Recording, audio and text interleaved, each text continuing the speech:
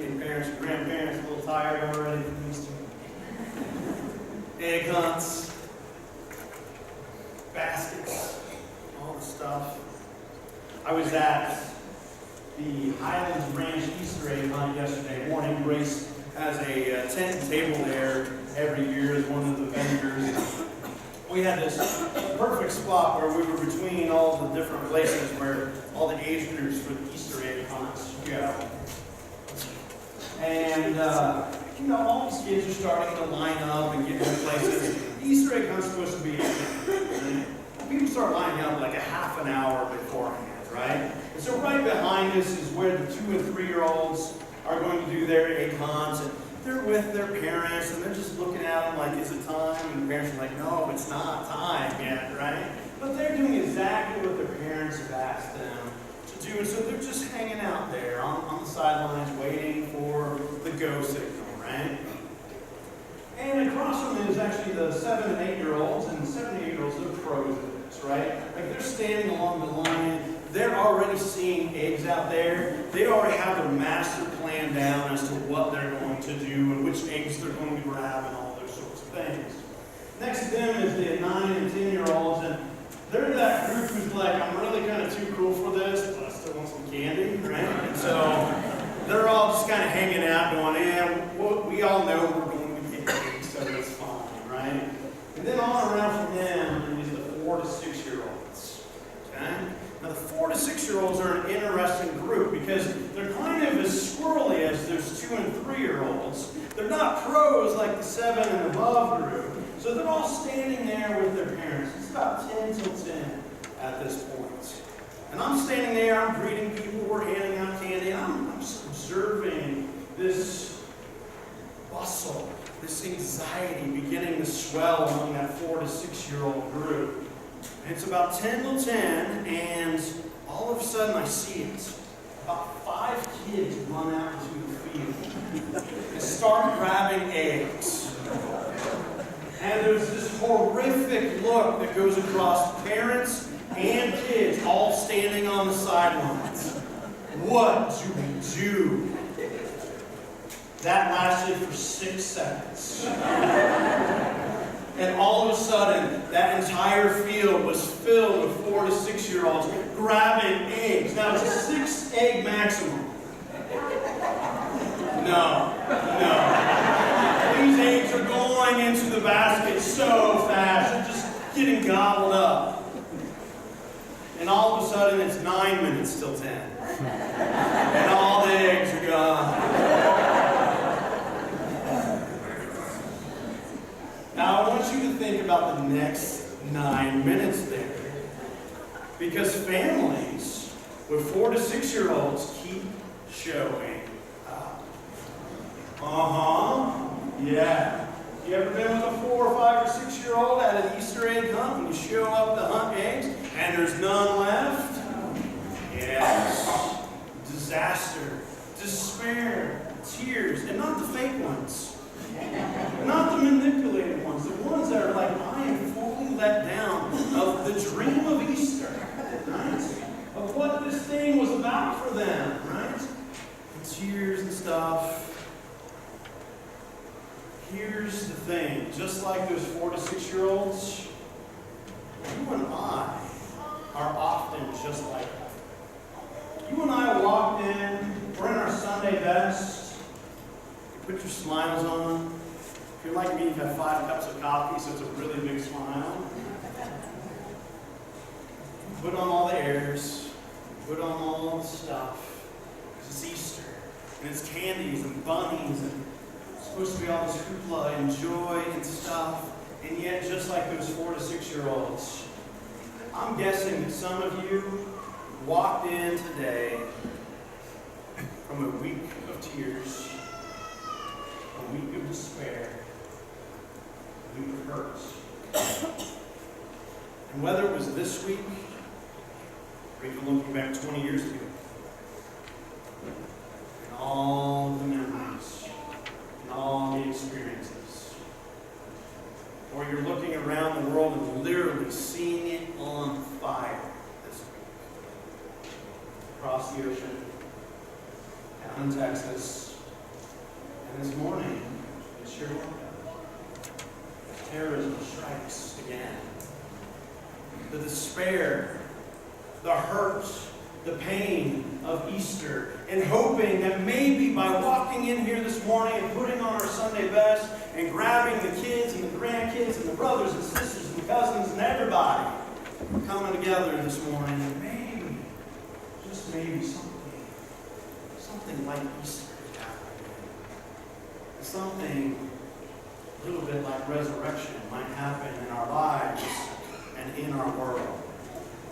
And here's the thing, brothers and sisters, I am glad that you've walked in this morning, because that is indeed the very message that we are here to proclaim. That is the good news that this church is all about. That is the old story that has been passed down through history, because there is this person named Jesus Christ. And he rose from the dead. Let me tell you about that Jesus Christ out of the Epistle of Colossians, chapter 1, starting in verse 15. He, Jesus, is the image of the invisible God, the firstborn of all creation. For in him all things in heaven and on earth were created, things visible and invisible, whether thrones or dominions or rulers or powers. All things have been created through him and for him. He himself is before all things, and in him all things hold together. He is the head of the body, the church. He is the beginning, the firstborn from the dead, so that he might come to have first place in everything. For in him all the fullness of God was pleased to dwell, and through him God was pleased to reconcile to himself all things, whether on earth or in heaven, by making peace through his blood of his cross. The word of our Lord. Thanks be to God. You have walked in here this morning hoping for Easter, and I pray that you will walk out knowing that Easter will happen. That unlike those 4 to 6-year-olds, there are eggs. Okay? They're filled with something. In this case, there is this gospel that is not empty. It is full of life and full of resurrection. Because you and I need more than buns and eggs. You and I need something far more powerful than the instantaneous happiness of cracking open a plastic egg and grabbing a piece of candy out of it. You and I in our world need hope, healing, salvation, goodness, God. We need something that has actual staying power, something that is transformative to my life and yours and our world. Easter eggs simply don't get the job done. You and I want something, we need something bigger, greater. But the reality of it is that resurrection doesn't come out of the blue. See, this very despair that we feel in our world, and some of you are experiencing right now in your lives, is the very thing that leads to resurrection. Resurrection doesn't just come out of nowhere. There's always a crucifixion, always a grave, always a Holy Saturday in between where it seems like all is lost, where it seems that God is dead. Because on this morning, as the sun rose, it was in the darkest point of the night that that light shined over that horizon. It was in that longest part of what seemed like devastation and destruction where the Son of God rose.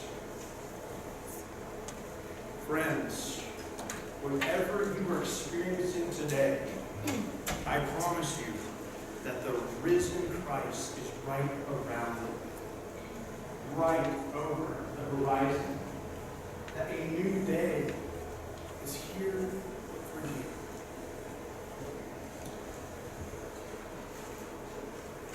Looking back over this last week,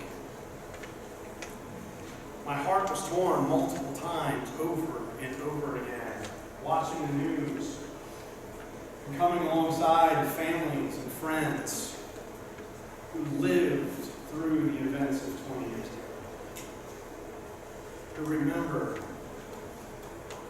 every feeling, every emotion, fear, anxiety, hurts, death.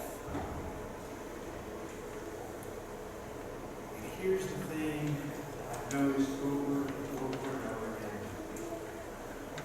In the middle of the hurt and the pain, in the middle of the hells of life, that is precisely where Christ rises again. It is precisely where God comes flooding into the picture and says, things can change. That out of ashes, life is rebuilt. That out of the worst of times, new life, goodness, beauty, wonder, resurrection. If we will but see it, if we will but look, if we will choose to believe that God is infused in our world, that indeed this firstborn of all creation, the image of the invisible God, the one who created all things and all people hold together, the one who reconciles all things and all people and brings peace by his blood on his cross. If you believe that the world is infused with the very presence and nature and image of Christ Jesus,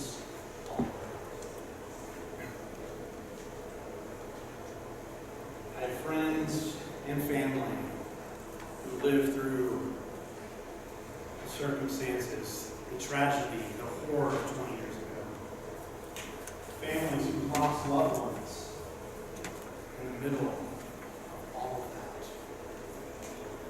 And what brings me hope is that they have hope. What brings me joy is that they have taken that tragedy and built something amazing into their lives, that they give back into the world, to their families, to their community, that they've changed you. That resurrection is literally sitting right on the ends of our noses. That caterpillars indeed become butterflies. That transformation is possible. That hope is right here. Right here.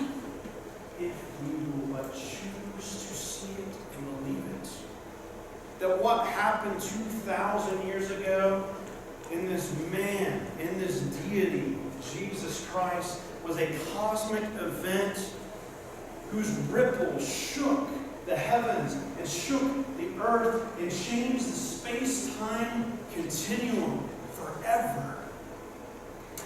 That the very creation event of Genesis 1 and the very ending in Revelation 22 all happened in that very moment on the cross. That a reality took place that changes you and me in every situation that we ever go through and encounter. Resurrection can be experienced right now in our lives. It ripples out. It's a flame. It is something that you and I get to carry out into the world, into real life. Bringing that hope, bringing that healing, bringing that transformation, bringing, in a sense, that beauty can be found again, that the day, the dawn, will and can happen if we will but proclaim it, if we will spread the word, if we will remind people that indeed the butterfly is sitting on the end of the nose. Indeed, we will remember, just like those 4 to 6-year-olds, that there are 5 other fields right around them full of eggs. Because there's a happy ending to that story. We sitting there at that grace booth got to look at each one of those families and go, you know what? Why don't you just join in with these 2 to 3-year-olds over there, or those 7 and 8-year-olds over there? We got to direct them and say, there's more eggs, it's just not on the field you were supposed to be on. So that everyone could experience that Easter feeling that every kid wants and needs and hopes for, that you and I need and hope for, that our world, by necessity, has to have in order for any transformation to take place. There is this one, Jesus Christ, the very image of the invisible God. I get that God can so many times feel so far away, so intangible, such like a flock in the head. Jesus Christ came to be tangible, to be God with skin, to be something we could wrap our arms around. And Jesus gave us this mandate to go and be the same, so that the people in our lives can wrap their arms around us and know that we too are the image of the invisible God. That just as Jesus was the firstborn of creation, He's the firstborn of this new creation. That you and I are supposed to become a part of it. Ambassadors of this message. Ambassadors of this very resurrection day and moment in our lives, if we will but rise up. If we will but stand up and proclaim a new reality, a new hope, healing for our relationships, healing for our world, healing for the things that so divide us in this world, healing for our tribalism that is taking over our culture, healing for the racial problems that are infecting and affecting hate all around, reconciliation, salvation, and peace for places like Sri Lanka this morning. A faith that is so much larger than you and me, that takes on the force of the entire cosmic event that happened 2,000 years ago, that has the ability to ripple through you and me right now. Will you take up the resurrection charge? Will you decide to find those Easter eggs like those 4 to 6-year-olds did yesterday? Will you decide that a new day has actually happened? Will you choose, just lost my microphone, will you choose to look at this story here not as something that was the end of the Gospels, but the very beginning of your life and mine, the beginning of a new chapter where you and I bring this transformative story to the world? Will you